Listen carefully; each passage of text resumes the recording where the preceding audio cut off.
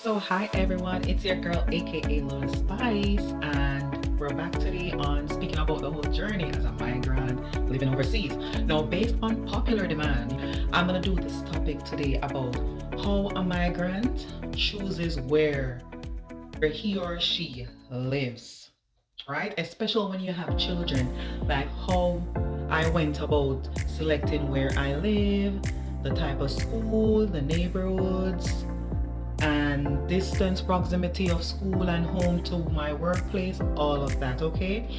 Because I was asked on more than one occasion, so based on popular demand, how I went about doing this. So if you have looked in my previous videos and content which I've been pushing all about migration, especially for nurses, but for everyone. So not just for nurses, but for everyone, right? Once you're gonna live overseas, and we're talking about at this moment the United States because that's where I had my experience, right? So don't kill me now. That's just where I had my experience. So, like I said, before I go off, I just want to say thanks to my subscribers, my new subscribers, my visitors, all of you, thank you. And to those of you who always give me a feedback, remember now, this won't be possible unless you guys give me feedback, because based on the feedback, I'll know what is it that you guys want to hear. Like one of my subscriber reached out and said, you need to do work on this and do this because I think a lot of persons will be interested. So here what happened, guys.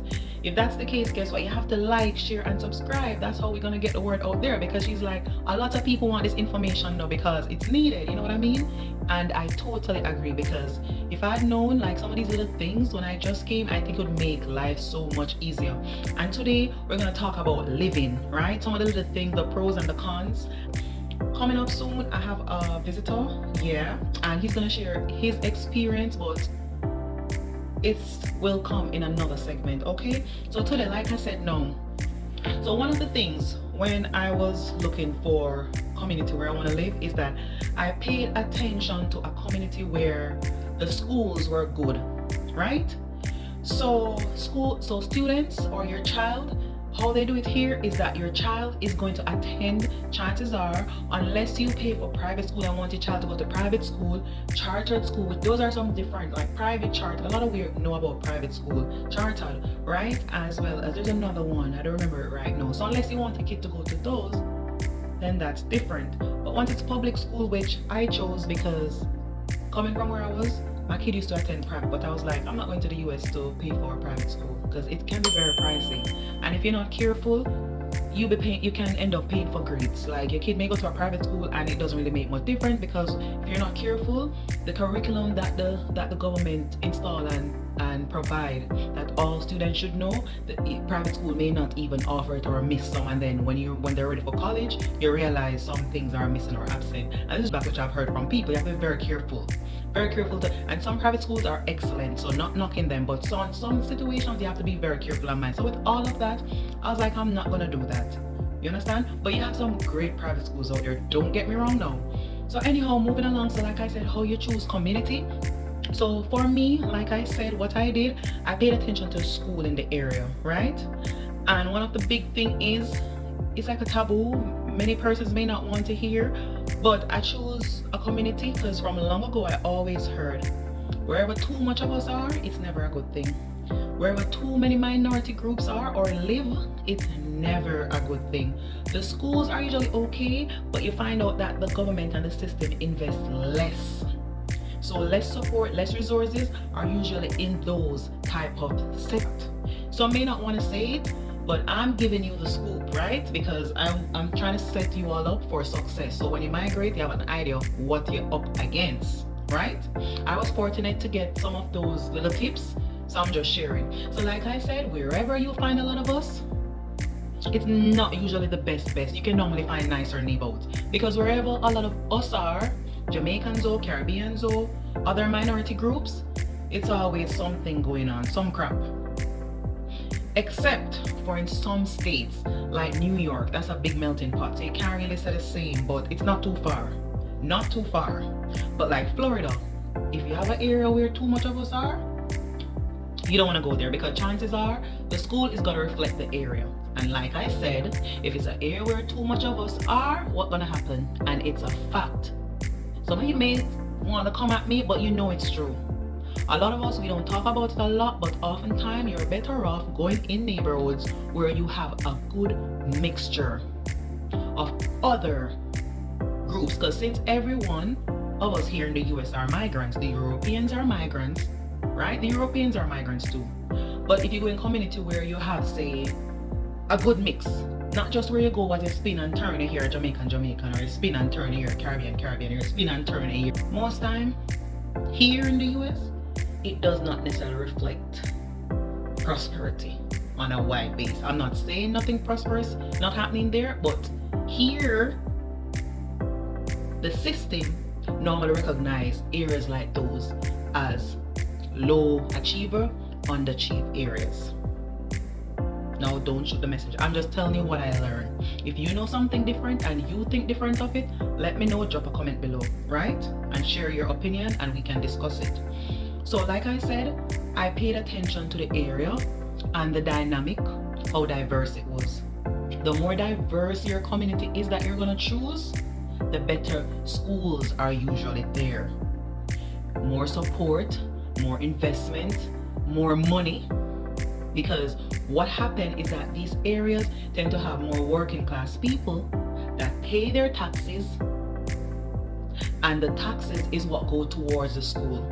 So the more tax these people pay, and what happens is that these areas sometimes the houses or the household tend to pay a little bit more tax. So if you're gonna live, when you come up and you're gonna live in an area where you know it's mostly working class people, you're onto something. However, on the flip side, if you go in an area where it's not so much working class people, but more people who, like I said, undocumented individuals, and a lot of minority group, which again, undocumented, the houses and living may be cheap, but again, because the people are not saying paying their taxes, because remember they're undocumented and they don't necessarily pay tax, and if they're highly depending on the government, that's another thing, then chances are what might happen, they're not paying any tax, and guess what support the school system? The tax. So my note to those who are migrating, if you want some good areas to live and good schools to send your kid to, the best school is normally the areas where you have a lot of working class people. I'm not talking about the areas that are full of individuals who depend on the government. They don't work, they just depend on, because if they don't work, where the money is gonna come to invest in their children's school? You see what I'm trying to say? That's that with that. And normally, wherever you live, for the public setting, your child is normally zoned for that area for school. So say for example, you live in a neighborhood, or you come up and you choose to live in a neighborhood where majority of the individuals who live there are undocumented. They don't pay taxes, they don't contribute to taxes, but you see a school and the school that you're zoned for, or your child is zoned for, the public school, is not the best, and you know you're not comfortable. Maybe they pick on your child every day, you know, they're just, a lot is happening, especially as a migrant child. If you see a school outside, and I'm not talking about New York, because I think New York is different, but like for Florida and many other states, if you see a school outside your zone, once you're committed in dropping off your child every morning, because they won't be benefiting from the school bus, right? And normally students who live, say, 2 miles and more radius from the school normally benefits from the school bus within their zone. We're talking about within their zone now, you know, right? This living has to be within theirs. We're not talking about out of zone radius. We're talking about within their zone. They have to be 2 miles within the school, and they can benefit from the school bus pick up, drop off, right? That's a government instituted thing. However, say you live in a, like I said, a regular area, you want to benefit from the school that you see in a very affluent neighbor, full of working class. These people pay high tax, not really high taxes, but tax, like, you know what I mean? They work good money, so chances are they're paying good money or good worth of tax, and that's what usually happens, to be honest with you. Frantically or naturally, you can send your child, like I know Florida you can, and a couple other states I'm sure, and if you know any other states too, I think cross out New York though, and maybe, I'm not sure about California, I don't know much about California, but I know New York, you should definitely stay. I don't think you're supposed to go outside your zone. But in Florida and a couple other states, well, you can find out before you go. Google it, because Google was my friend. What you can do is you can take your child to that school. Yes, you can take your child in an affluent neighborhood. However, the drawback is you have to drop them to school yourself. And a lot of times these schools are really a bit far. They're a bit far. They're not usually close by. Because remember, they're out of your zone. So if they're out of your zone, I don't know how many miles, to be honest, I didn't research, but chances are it will be a couple miles. So you can go send your child there, but you're going to be responsible to drop your child and pick up your child. And unless your child is of certain age and like they're driving, that's going to be tedious. Because remember, you come up as a migrant, you're supposed to be working. Usually when you come up as a migrant, you don't, you know, you have so many things doing on the time and the schedule. Even if you can drop them, sometimes you may fall short in picking them up or something. So the best thing, what I usually do when I just started, I make sure I live within the radius, not too close to the school, so my kid could have benefited from the school bus. That's because I didn't have anyone to pick him up. Because as a migrant, unless you come up to your family members or live close to family members, but if you're just coming up to work and not to family members, half of the time you won't necessarily have anyone like that. Unless you come up with your partner or your family and they can help if they're not going to be working themselves. So what I did, I made sure that my kid was able to benefit from the 2-mile radius, right? But like I said, if you're not in the best area and whatever area you're in is the schools are not hot, you can always bring a kid out, but it's just that you're going to be responsible. So we spoke about a couple of things today, as you can see, and I'm going to wrap it up until another time. So like I said, if you have anything you want me to talk about, feel free to let me know, because I have a bunch of stuff and you know it's a continuous thing. It goes on and on, right? So like I said, I did this topic based on popular demand, right? And the only way I'm gonna know that there's a need is that you guys have to like, share, so I can continue and know that yes, you guys want the information. So basically that's feedback. If I don't get all that feedback, then I'm gonna be like, you know what, I think my peeps are fine and they know the information and they're comfortable, you know, migrating, and they don't need these ideas because they know what is what already, right? Yeah, that's the impression I'm gonna get. So you have to like, share, and subscribe. So on today, let us just run through some of the things that I said, what you look for when you're going in the community.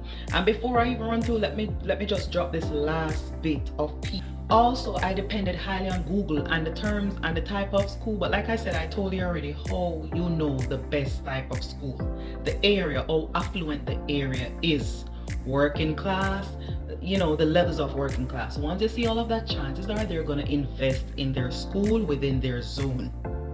An area which is not populated with much working class, chances are there's no money to invest much in the school, so the school may not be the best of best. It might be a school and they have stuff, and that's a public school I'm talking. For those of you who think you have money and you want to send your kid to private and you want to send your kid to chartered or whatever it is, then these schools too, you're going to have to drop your kid off. There's no school bus. It's just a public school that has consistent school bus for different routes and their zone, right? So today we spoke about zoning. Whichever area you live, your child is normally entitled to attend that school within your area. And you can Google within your area, whatever area you're interested in moving to, after you look into your research and see, you know, the type of people and the mixture and how diverse it is, which is normally the best thing. You can decide, you compare the school, the grade level, all of that is important. And once you match it and you compare and you look, you will see if you want to send your child there or you want to move to that area so your child can benefit from the school. And that's what I did. I just moved to the areas that I see would be beneficial for my child to attend. That's it. And like I said, 1, you Google, right? 2, it's a zone thing. To be able to benefit from the school bus and everything, 2 miles or more radius within your zone. We're not talking about out of your zone.